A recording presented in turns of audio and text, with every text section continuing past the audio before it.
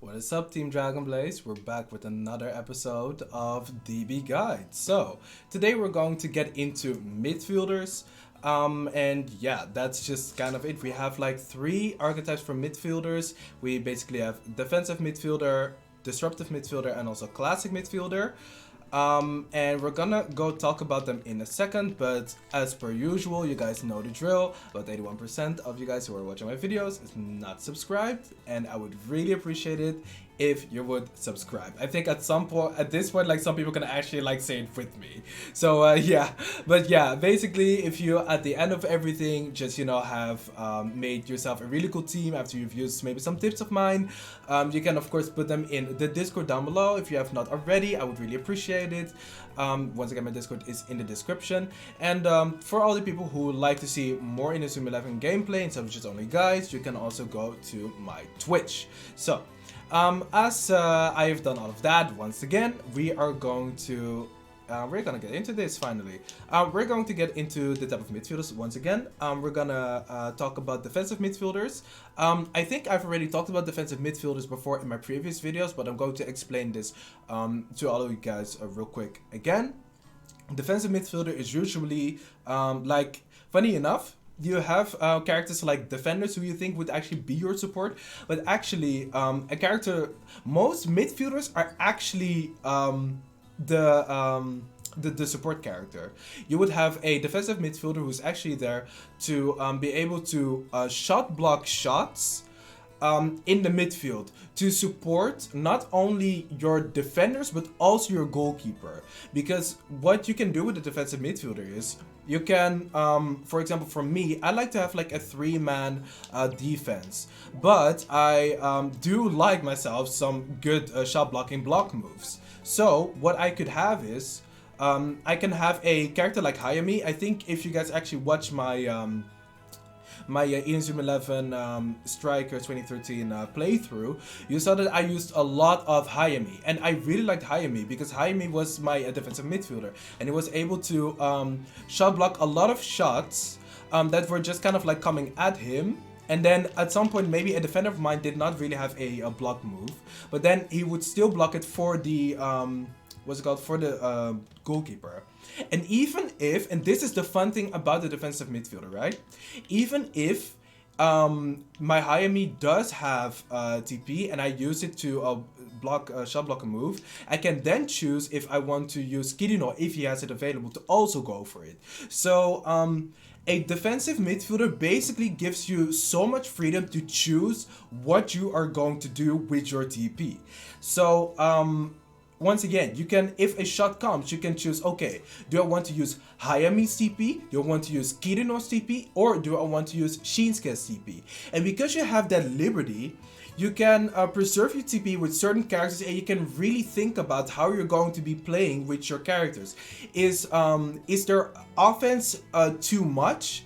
Maybe use Aoyama's TP if you are also sure that you can immediately block it, because then you know Kirino still has his TP and his gauge and everything, and he can block another shot if it comes later on. Do you think that the shot is way too strong? But from that, maybe from that range, your goalkeeper can already have it. Then you just let all the shots go through, and then you have Shinsuke block it, and then you just go from there, but you still have 2 block moves available, maybe even more. So yeah, that's basically what I'm trying to say, is having a defensive midfielder just is so nice because you can always just choose whatever you're gonna do when it comes to trying to defend yourself from shots.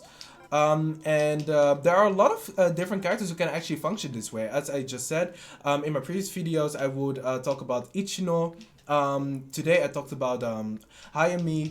Also characters like that are characters like Drill, who have a what's it called, a block move, but also a dribble. Usually defensive midfielders also have a dribble move, so also try and keep that in mind, of course. You want to have a character that can kind of also be the bridge between your defense and between your offense. So if you ever need to go for a dribble move, then you can give the ball to that midfielder, and then you can also just go for a dribble, but that's like kind of just in case, because usually you'll use this character to just shot block in the midfielder position, but you will have the liberty, of course, for using a dribble move. Then you also have, of course, the disruptive midfielder, and this is actually one of the midfielders that I love the most. I'm actually going to take a sip of my water because I'm pre-recording and I'm thirsty. So yeah, basically you will have a character that is in the midfielder's position, and this character is only there to actually be annoying. And if you guys did not know, a character who's really good like this is Aoyama. Aoyama has level 1 moves for both his dribble and block moves, and this is actually really good because basically I used to have in 2011 version, Tenma used to be my defensive midfielder because Tenma only had like a dribble and a block move, but they were also very low in TP. He had like a high amount of TP as well. So he could kind of like spam dribble and block moves over and over and over again. And in that game even, you could drain characters' gauge with dribbling them. So in that game actually, funny enough, the defensive midfielders were actually way stronger because you could take away gauge from, from forwards, you could take gauge away from midfielders. And in that game, those games, you also don't have the clash mechanic where you use a move and then a character has the opportunity to also use a move against you, like with the dribbles and the blocks. So there you could just drain their gauge, and it would be amazing because you can absorb their gauge. You can just continue on from there, and as you are draining their gauge, but you've used the move, you can just keep on doing that, and because you keep on regaining your TP, and because you have or your gauge, you have like a high amount of TP, you can keep on draining, keep on using block moves here and there. Everything is low TP, so a character like that is just so good for building the bridge between your defense and your offense, but also disrupting their offense and their midfielders. So a character like that in that game was extremely strong in my opinion. In this game, unfortunately, it's not there anymore, this mechanic that you drain their Inazuma gauge. But one cool thing is that it still stands that you can use their dribble or the block move over and over and over again. So let me see another character, because in my opinion, characters with like very high amount of TP for their shots, for the dribble or the block move are not necessarily disruptive midfielders, because, for example, like a character like this, if you use a dribble already twice, you cannot do anything anymore. So that's why a character like Ichino or Aoyama, is like perfect for this. Like 150 TP, but everything here is like 30 TP, and probably he can get to like maybe 170 TP. So this means that throughout the game, it's probably gonna be very difficult for Aoyama to actually get drained. So that is absolutely perfect. Trying to find another character who could function that way. It's Hamano actually. Hamano is kind of the same, just a low amount of TP for his dribble and his block moves, and basically you can once again build a bridge between your defense and your offense. So what I basically would do with a character like this is I would always have these characters. By the way, the defensive midfielder and the disruptive midfielder will always be in the center, always. And the reason as to why is they do not have a shot. So that's why, for example, you always want to try and find characters who you can shoot with, and that is what I'm talking about. You always want to try and find characters you can shoot with. So if you put them on the side, you will at least know that if these characters cannot shoot, you can just try and pass the ball to someone on the side real quick. But they will always be in the defense, be in the midfield position, in the center, doing what they need to be doing, and then the characters on the side are going to be doing what they can do. So for example, a character like Tenma is okay on the side. I actually always like to use this character over here because I do not always run a defensive midfielder, and Tenma is just like a really strong character. Anyways, he's actually like an example of like a classic midfielder, a character who can use shot moves, but also can use dribbles. That is basically like a midfielder at that point.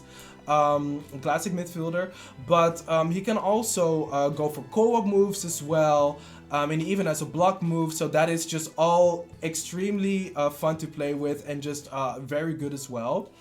So yeah, that is basically the classic midfielder, just a character who can use a shot and dribble move, but maybe has a block move there as well, and maybe also can join in for co-op moves or for or use a co-op move himself.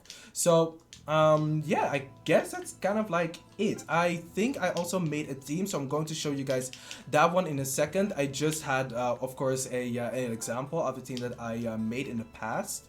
Let me see. I think. Oh yeah. Well, I guess I kind of showed off here how I'm going to be using my Aoyama, my Ichino, I think, as a midfielder as well. I mean, this is a team from the previous episode, but once again, you can combine characters like these, as I've talked about in the previous episodes, with different type of archetypes in the defense, so that you can cover for them. So once again, defensive midfielders are basically support. Disruptive midfielders are there to also support, but also to kind of make you look for openings, build bridges between defense and offense, and basically always have a character there to be available to try and annoy your opponent as well, because we all have had that moment that a character is about to shoot, but he also has like a dribble move, and then you can just have that one moment that you can clash with him with another character. You do not need to win, but you only need them to waste their TP. And because, for example, a character shoved you away because they won that clash, you also did not use your you did not fully use your TP, so you regain it like slowly but surely, you know. So yeah, and your Inazuma gauge will also slowly but surely just, you know, will it will come back. So yeah, that is kind of like my video. I hope you guys enjoyed this one. This is honestly one of my favorite ones, because I really like defensive midfielders, and I also really like disruptive midfielders. Yeah, it was just really fun to talk about. If you guys want to maybe hear more about other types of things that I could have just talked about, you can just put it in the comments below, and maybe I can make an updated version of this series. But for now, I think this is just all fine. So thank you guys once again so much for watching. If you guys want to see more, of course, put it down in the comments below. And if you want to see actual gameplay, you can go to my Twitch channel, of course, or maybe watch a video on my channel. And talking about my channel, you can also subscribe if you are still here. So yeah, that's basically it. And go to my Discord, of course. So thank you guys so much for watching. I appreciate you guys so much, and I will see you guys later. Goodbye.